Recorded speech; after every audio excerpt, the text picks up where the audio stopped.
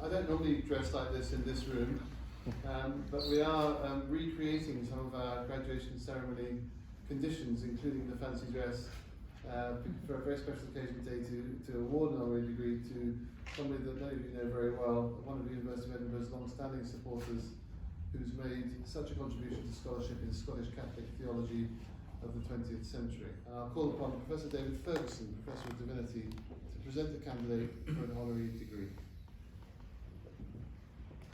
Mr. Vice-Chancellor, in the name and by the authority of the Senatus Academicus, I invite you to confer upon Dr. Fergus Gordon Thomson Kerr the honorary degree of Doctor of Divinity. The published History of Scottish Theology describes Fergus Kerr as the most distinguished Scottish Catholic theologian of the 20th century. That seems an unassailable judgment. In at least 3 areas, he has made an outstanding contribution to contemporary philosophical theology.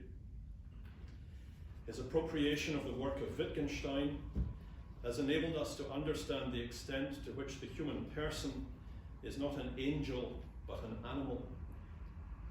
We are embodied creatures set in a social and material world.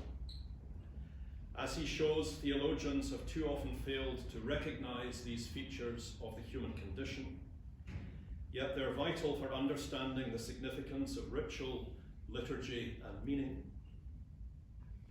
In his work on Thomas Aquinas, Fergus Kerr has awakened us to the contrasting interpretations of his theology, which reflect the different historical circumstances in which Thomists have worked. Aquinas himself emerges here as a contextualized thinker who can better be understood and appreciated as a great and innovative thinker of the 13th century. And Fergus has also taught us much about the richness of 20th century Catholic theology, with its patterns of retrieval and development of church doctrine. What sets him apart is that he always writes in a style that is lucid, measured, ironic, and wise. Perhaps that is why he has proved such an effective preacher over many years in both Oxford and Edinburgh. His Dominican colleague, Timothy Radcliffe, has written this in the 2012 Festschrift in Fergus's honour. Fergus's acute sensitivity to language is essential to his pursuit of truth, to the truth of God and the truth of others and himself. That is why I have listened to hundreds of his sermons and lectures, read almost everything that he has written, and never ever been bored, but always been illuminated, enchanted, amused, and vastly grateful. Born in Banffshire in 1931, Fergus Gordon Thomson Kerr studied at the University of Aberdeen, graduating MA in 1953 before 2 years of national service in the RAF. In 1956, he entered the Dominican Order and undertook further studies in Paris, Munich, and Oxford. He was ordained to the priesthood in 1962. He taught philosophy and theology in Oxford from 1966 to 86. He served for 3 consecutive terms, rather unusually, as Prior of Blackfriars, Oxford from 1969 to 78, as Prior of Blackfriars here in Edinburgh from 92 to 98, and then as Regent in Blackfriars, Oxford from 98 to 2004. And for almost 25 years now, he has been editor of New Blackfriars, the theological journal of the English Dominican province.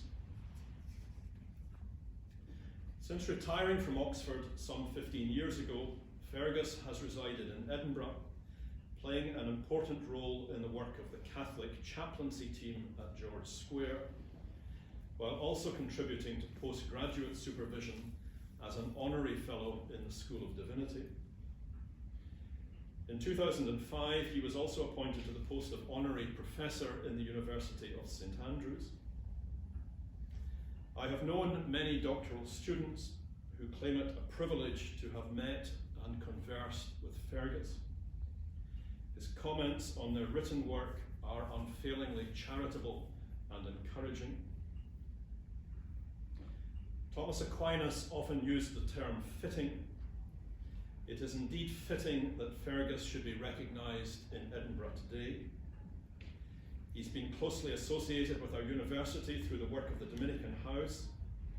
In his preaching, supervision, friendship and support of students and staff, he has contributed quietly but effectively over many years. Today we salute him with gladness as a great scholar, a respected colleague and a beloved friend. So I invite you, Mr. Vice-Chancellor, to confer upon Fergus Kerr the honorary degree of Doctor of Divinity. By the authority vested in me, I admit you to the degree. Congratulations. Thank you. My connection with New College, this is a great honour, the University and New College. I'm really deeply moved. When I came here in '86, I got some teaching from Noel Dermot O'Donoghue, Alistair Key, and James Mackey. James is still with us in Waterford. I have one regret, which is that my young brother, well, he must be 70, can't be here. He's the senior lecturer in international management in the business school. But he and his wife, she's in the Adam Smith Institute, whatever it is, in Glasgow, doing the same kind of thing. They're actually on sabbatical in Australia. So they would have been delighted to come, they said. However, I think we would find it a bit embarrassing. It of manners. They have no religion. Just, you know, my extended family has no religion whatsoever. Very common. And paradoxical, because it seems to me that academic, university, Christian theology is in a much more, you know, excellent state right now than it's been for about most of my lifetime. In great theologians and controversial ones, and here I mentioned Larry Hurtado, who is memorial of the Ansacred.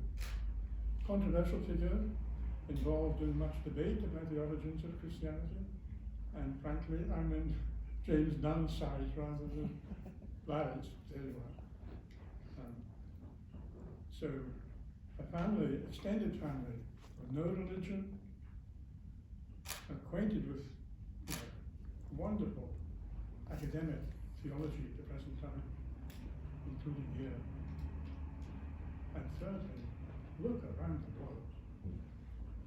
Religion in it.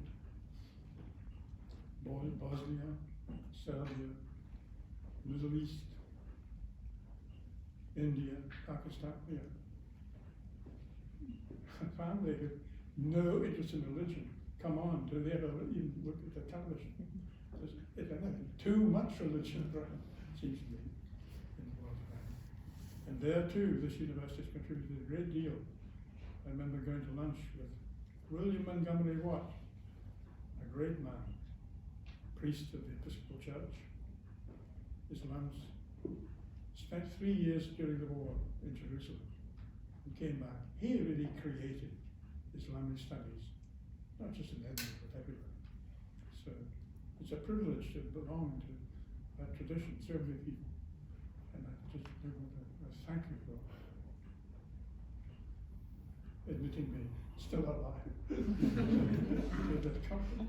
You're very welcome.